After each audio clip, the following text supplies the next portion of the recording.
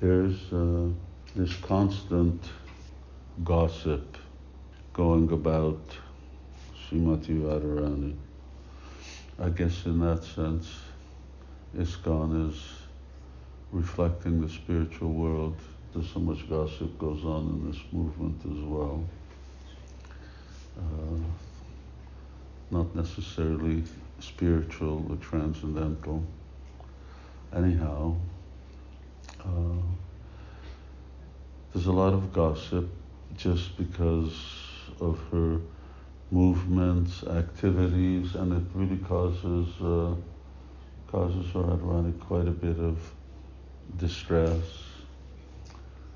So much so that when she walks through the streets of Javat, then, when Braj ladies cover their faces, and she doesn't even look at anybody. Very often she'll just hold the hand of one of her friends, Lalita Devi, and they'll escort her out, usually out of town. And one of the reasons the gossip is there is because every day she goes to cook for Krishna.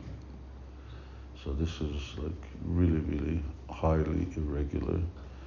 And no married woman, especially newly married woman, will go into another person's home and cook for another man.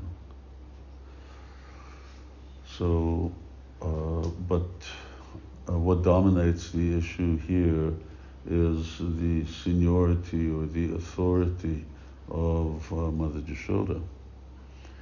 Nanda Maharaj, she's the queen.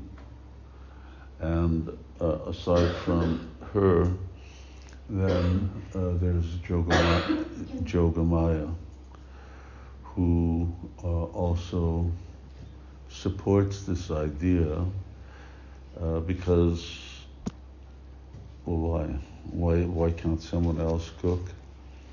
And others are also cooking, Rohini and other gopis, but Srimati Radharani got this blessing from Durvasa Muni that anyone who eats her cooking will never get sick, will have a long span of life, will be free from all inauspicious things. So that way, she's very. This becomes the excuse that there's something special here that someone else can't provide, that Mother Yashoda can't provide, or so therefore she should go. But still, that doesn't stop the all the gossiping and all the backbiting and so on. So anyhow, but sometimes the ladies, and particularly this goes on between the older ladies who don't have much else to do. So they got a lot of time on their hands. But there are some incidents may happen in which, the things become really, really doubtful, and as a result, Radharani is not allowed out. So out means because she goes out to Surya Puj, that's her worshipable deity, that's coming from her father's side. So actually, from her husband's side, for them, worshipping Durga Devi, Kali, is fine, is enough. But, her father's name is Vrishabhanu, so she's a worshipper of the sun. He's a worshipper. It's part of their family tradition. And so that they're allowed to carry on. So they would go to Surya Kund, which is beyond Radha Kund, beyond her lake. Anyhow, on one such occasion, she was locked in. She wasn't allowed to go. She couldn't get out.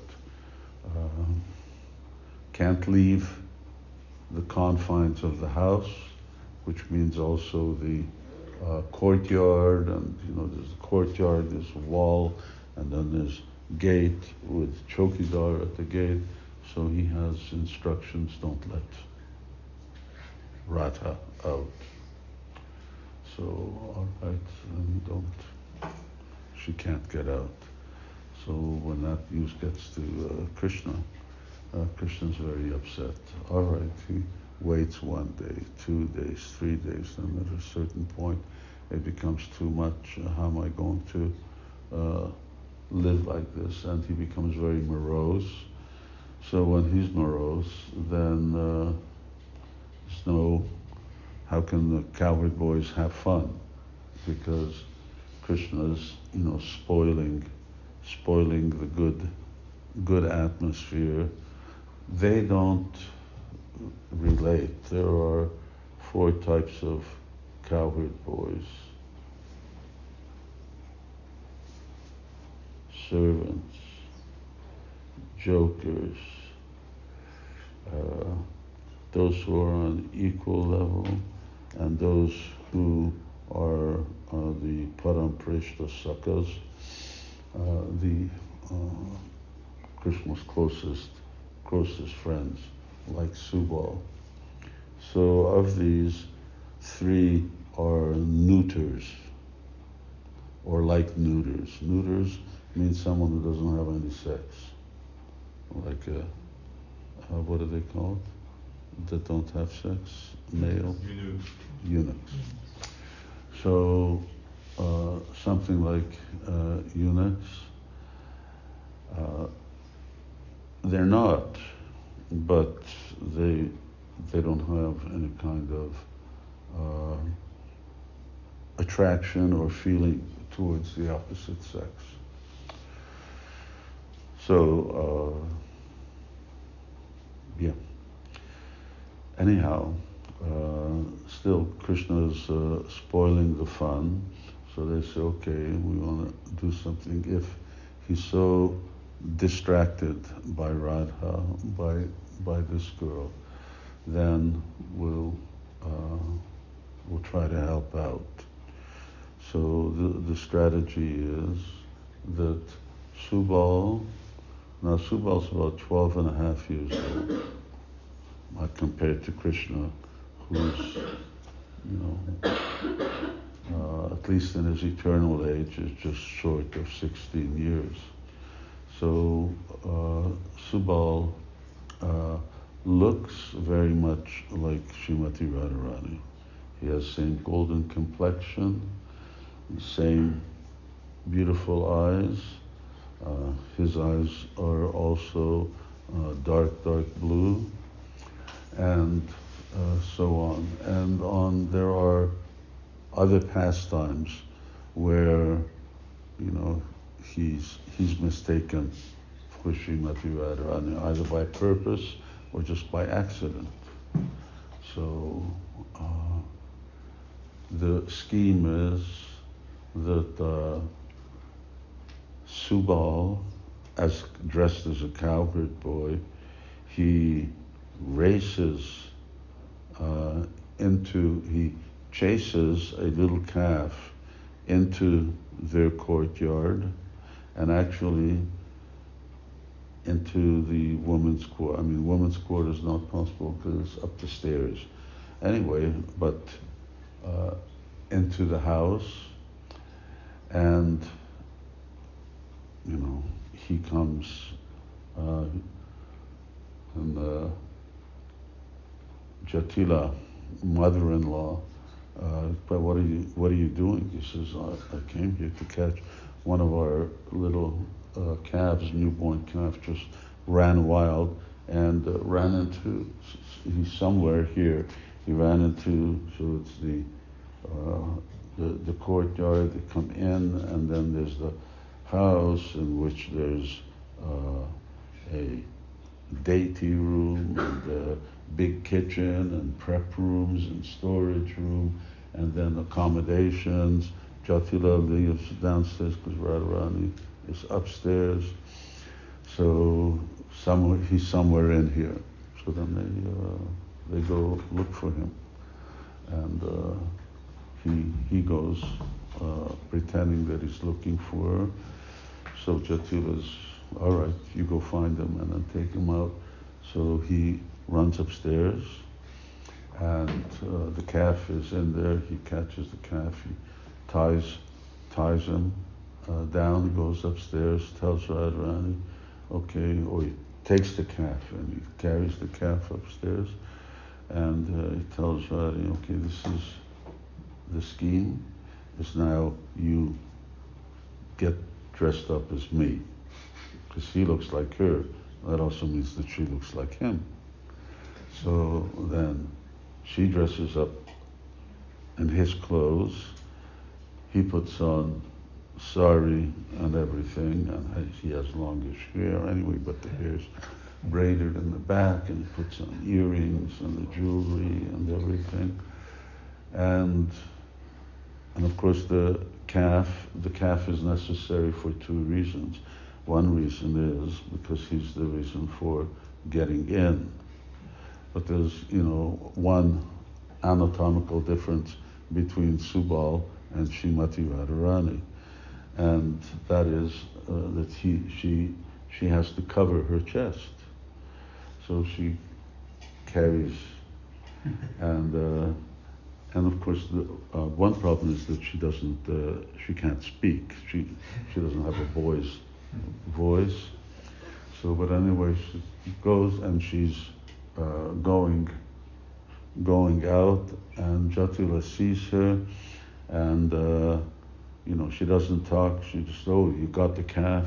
She got the calf. Okay. And they're all family. They're all actually connected. So he calls her mother, and then Srimati Radharani goes, and Krishna is waiting outside, because the house is actually on the outskirts. It's at the edge of town, and it's on the other side of the road that leads past Javat and to Nandagram. So Krishna's waiting in a little forest, and then he goes there and he can unite there with Radharani, and which is interesting because now Radharani is there. Of course, the word gets out to other gopis, so they come. So cowherd boys and gopis, then they may be together, or maybe sometime Radha and Krishna are alone. But in any case, then at least he's with her, and he's not separated from her. So it's a nice reunion. Meanwhile, Subal's over there, and he's being entertained upstairs in Radharani's quarters, has lunch, he's eating, he's resting.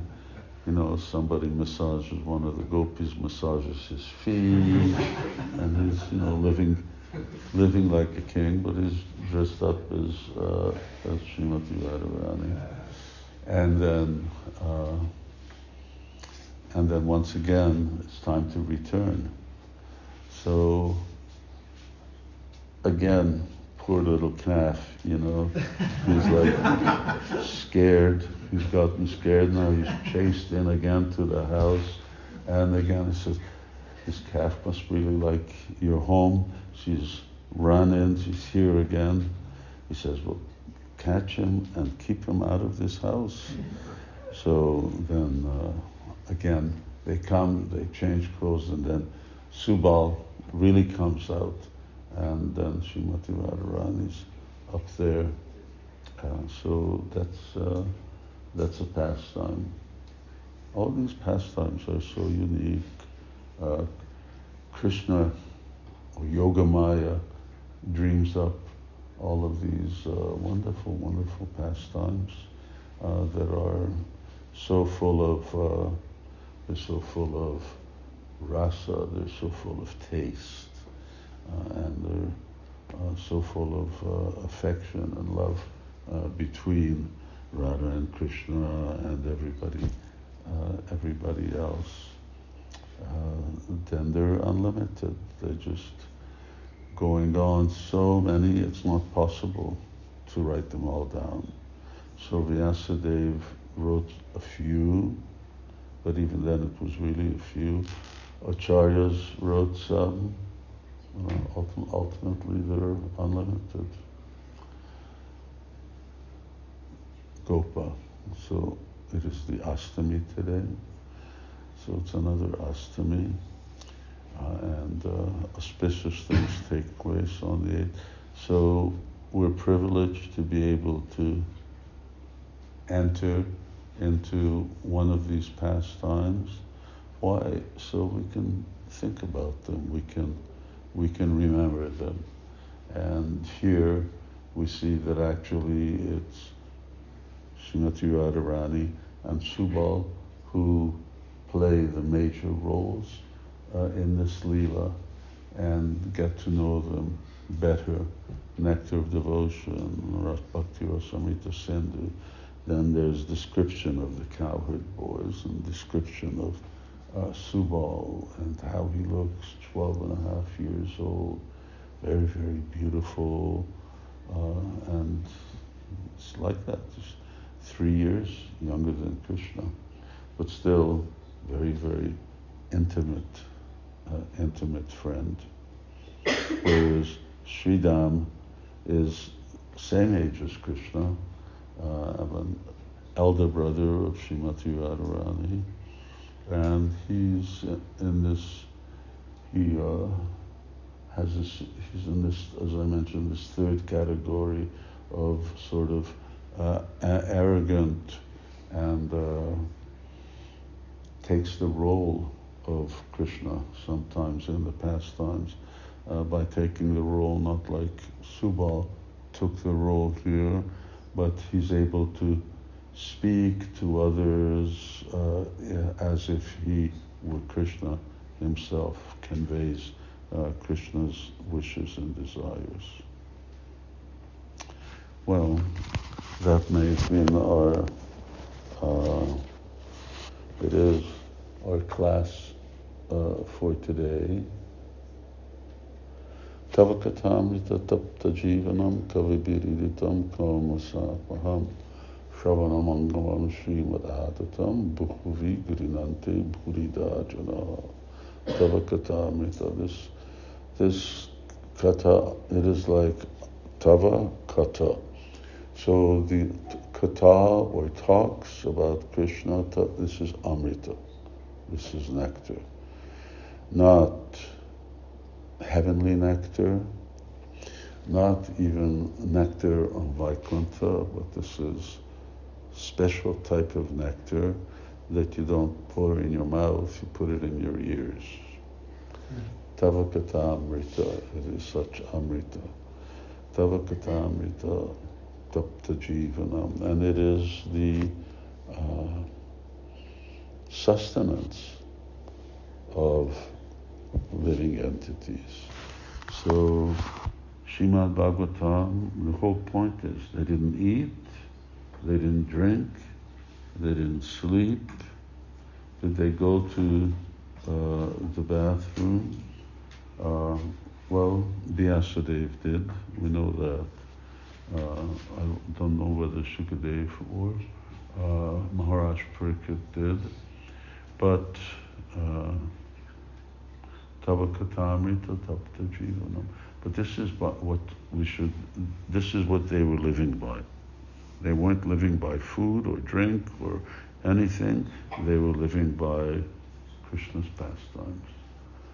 So similarly, devotees, as we progress in Krishna consciousness, we live by the holy name and by topics of Krishna. This is what you live by. These other things, this is really secondary, and it works. You can see that it works. Here we have the example of the speakers of the Bhagavatam. You know, there's for writing Bhagavatam,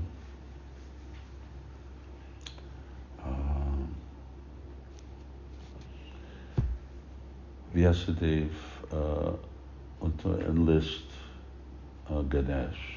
Ganesh is like the secretary of the demigods. So, and he writes. And so Ganesh said, well, okay, on one condition, is that you never stop speaking. So Vyasadeva knew, I'm saying this because of going to the bathroom. So Vyasadeva, he said, okay, but you can only write something down that you understand. If you don't understand it, you can't write it down. So Ganesh says, okay. So then they're starting to write, and you can come here, gentlemen, Gore, and they're starting to write, and Vyasadeva has to go to the bathroom. Like this is early on, and so he says, I really gotta go. And so he composes one verse, Vedanta tat tattva vritam tattva jnanam avyayam brahmeti paramatmeti bhagavaniti sabditi. Ganesh is stumped.